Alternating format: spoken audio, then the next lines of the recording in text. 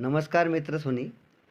काल दिन वट पौर्णिमाना सण आणि मला एक किस्सा याद गया. आमना एक केरळना मित्र होता. त्याने एक किस्सा सांगा होता साधारणतः 1 वर्ष पहिले.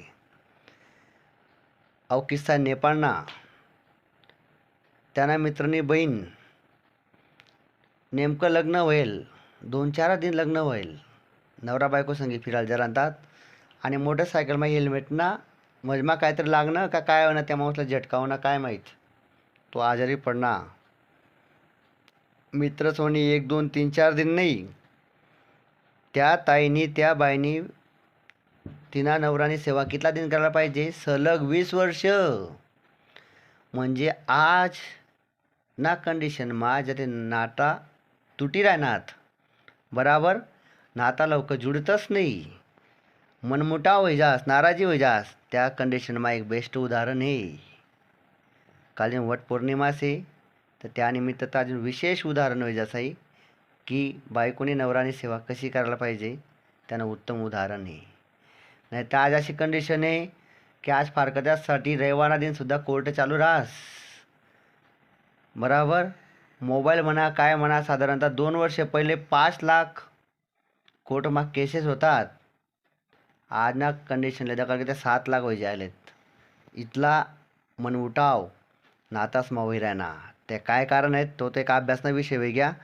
पण मित्र सोनी जर नातं निभाडणं होई ना तर दोन्हीसले एकमेकले समजानी खूप गरज आहे. असा खूप कमी उदाहरण आहेत ज्या नाता टिकी राहणार. आणि एक महत्त्वाचा विषय, पैसा वगैरे जमीन जायदादवर ज्या नाता जमतस त्या नाता जास्त दिन टिकतच नाही. नातासाठी विश्वास असणं खूप गरज नाही. आणि आजना जमानामा एकमेकनी साथ देणं खूप गरज नाही. तर मला ते एकदम उत्तम उदाहरण वाटणं. त्या व्यक्तीने सांग की 20 वर्ष लागून त्या बायकोनी नवरानी सेवा करी, त्याला सांभाळ असं म्हणत तरी वाईट राहावं नाही. तर असंच मित्र सोनी तुमना बी संसार सुखमा पुढेपर्यंत जावायला पाहिजे. नवरा बायकोनी एकमेकला समजी लेवायला पाहिजे. आणि आपण आपला पोरेसनं भविष्य कसं उज्ज्वल बनावसूत बरोबर. सगळ्या नातेवाईकले कसं सोबतली चालसूत, त्या पद्धतीने मग कसं पुढे जासूत यावर फोकस करणं खूप गरज नाही. आणि आज एकदम धावता या नामा परिवारले कुटुंबाले टाईम देणं खूप गरज नाही. सर्व नाता सांभाळणं खूप गरज नाही. एकमेकला समजी लेवानं खूप गरज नाही. तर बायको पाहिजे ते अशी एकदम सेवा करणारी मनथून बराबर.